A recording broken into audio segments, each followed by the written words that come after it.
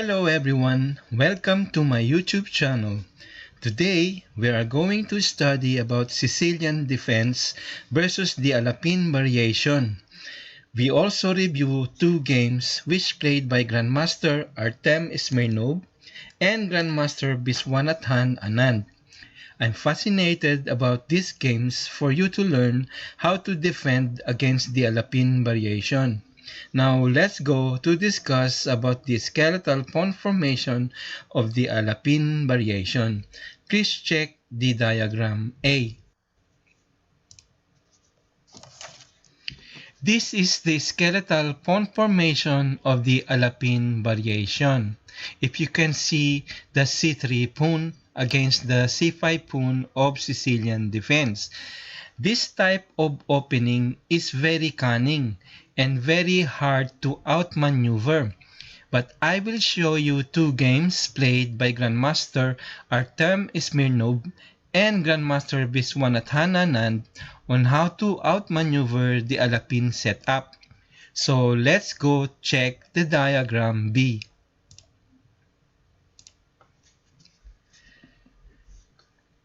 From this game, we study the variation G6, which is played by Grandmaster Rauf Mamedov versus Grandmaster Artem Smirnov in the 2019 European Rapid. Now we start by playing E4. C5, the Sicilian defense. C3, this is the Alapin variation versus the Sicilian defense where it does not follow main lines. It is very cunning, not easy to handle. Continuously, knight f6 attacking the e4 pawn. Grandmaster Artem Smirnov is very good defensive player, also well adept on playing against the Alapin variation. Continuously e5, but there's another move which is d3. Knight c6, knight f3, e5, c4, d6, bishop e2, bishop e7. This is fairly equal position. Now we go back to e5, then knight d5, knight f3, knight c6, bishop c4 attacks the knight, knight b6, great square for the knight as well as attacking the bishop at c4, bishop b3, c4. I like this move as it attacks the bishop at b3 and watching over the d2 pawn. Continuously, bishop c2, d6, ex d6, queen x d6. From this position, black is okay with positions due to no danger whatsoever. Castling, g6. This is what we are going to study, the g6 variation. a4 plans to move the pawn to a5 to disrupt the black knight. Bishop g7, knight a3, a6 not allowing knight b5. Queen e2 threatening knight c4, bishop g4 pin, bishop e4, but there's another move which is if knight takes pawn, then knight x c4, queen x c4, bishop takes knight, pawn takes bishop, castles. White's king side is weak here and having bad pawn structure. So it's not advisable to take the pawn at c4. So as we go back to bishop e4, then knight a5 which is protecting the c4 pawn. Continuously h3 attacking the bishop. Bishop d7, in my opinion, black is okay here. Actually, black is dictating the position. d4, cx d3, bishop takes pawn, knight b3 attacks the rook at a1. a5, knight d5. But there's another move which is knight takes rook, ax b6, knight b3, bishop e3 protecting the pawn at b6, bishop a4, knight c4. This position is better for white, therefore taking the rook at a1 is a bad move. Continuously after knight d5, then knight c4 attacking the queen, then queen c7, bishop g5, castles. Finally, black king is safe. Rook a d1, bishop c6, protects the knight at d5, bishop e4, e6, then bishop takes knight, ex d5, attacking the knight at c4, knight b6, attacking the rook at a8, rook a e8, attacking the queen, queen c2, attacking the knight at b3, knight takes pawn, knight takes pawn, bishop takes knight, rook takes bishop, then knight c6, which is a good place for the knight, then rook f d1, which is a bad move. Actually, it's a blunder. So let's see which is the other move, which is queen d2, knight e5, knight takes, rook d1, rook f e8. This should be the position which is equal. So continuously after rook f d1, which is a bad move, there is this move knight b4, which is attacking both the queen at c2 and the rook at d5. So queen b3, knight takes rook, rook takes knight, h6 attacking the bishop, bishop e3, then rook c8. I'm going to stop from this position. Black has enjoyed having an exchange up and won in 95 moves. I hope you learned about this variation, the G6 variation.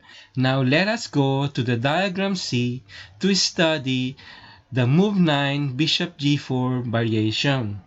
Let's go to the diagram C. From this game, we study the variation Bishop G4 played by Grandmaster Gawain Jones versus Grandmaster Viswanathan Anand at the 2018 Tata Steel Masters.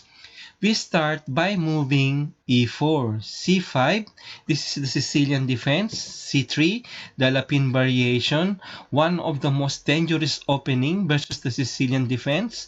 Continuously knight f6, e5 attacks the knight, knight d5, knight f3, knight c6, bishop c4, attacks the knight at d5, but there's another move which is d4, cx d4, bishop e2, d6, cx d4, dx e5, dx e5, knight db4, castles, queen d1, rook d1, bishop f5, which has an okay position of both sides. So as we go back after bishop c4, then knight b6 attacks the bishop at c4, bishop b3, c4, bishop c2, d6, ex d6, queen x d6, castles, bishop g4.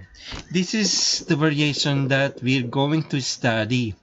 So bishop now is pinning the knight. Black is somehow plans to castle queenside here. So continuously h3, bishop h5, rook e1, castles. This is a very aggressive position employed by Grandmaster Anand.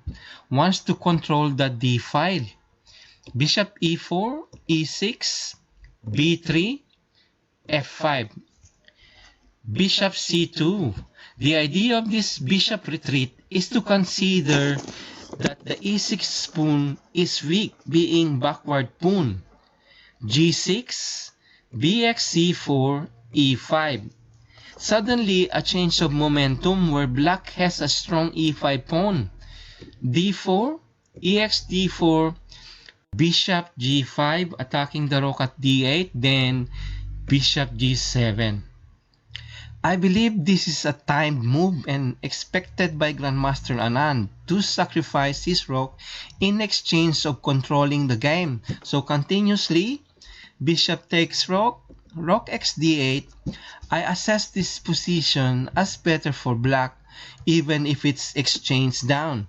So continuously, queen d3, queen f4, queen d2 trying to exchange queen, queen takes, knight bx d2, dx c3, knight b3, bishop takes knight, gx f3.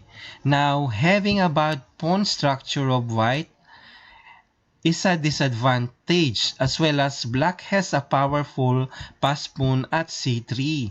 So continuously, knight b4 attacking the bishop at c2, rook e2, knight takes pawn, rook c1, b5.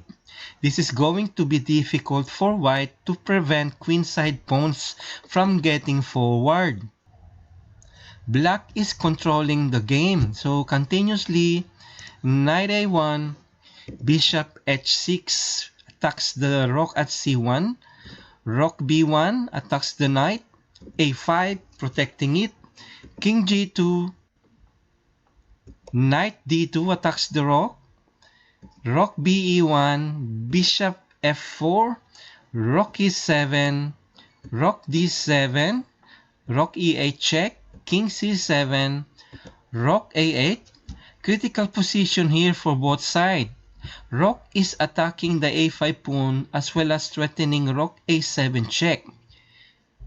a4, rook e6, king b7 attacking the rook, rook a e8, bishop d6 preventing exchange, bishop d1, knight d5 threatening knight f4 double check, rook e1, knight f4 check, king h1, bishop c5, f2 pawn is weak, bishop e2, knight takes bishop, rook 1 x e2, b4, rook 2 e5 attacking the bishop, rook c7 protecting it.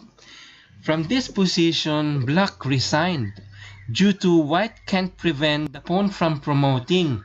This is a wonderful example of variation 9 bishop g4 played by former world champion Grandmaster Viswanathan Anand. I hope you learn how to play against the Alapin variation using move to knight f6. Thanks for watching and don't forget to subscribe. God bless.